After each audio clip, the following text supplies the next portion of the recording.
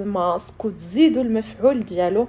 الا عندكم، انا ما كانوش عندي هاد جوج متوفرين، الا عندكم يمكن لكم تستعملوا كبسوله ديال فيتامين او. في حاله الا ما عندكمش كبسوله ديال فيتامين او يمكن لكم تستعملوا جوج نقيطات ديال زيت اللوز. الحلو ماشي المر، انا في الدار عندي المر ما عنديش الحلو. ملي كتزيدوا عليهم سوا الفيتامين او، كبسولات الفيتامين او، ولا كتزيدوا عليه قطيرات ديال زيت اللوز الحلو، تزيد كيخلي هذيك البشره ديالنا طريه وتينعمها بواحد الشكل عجيب.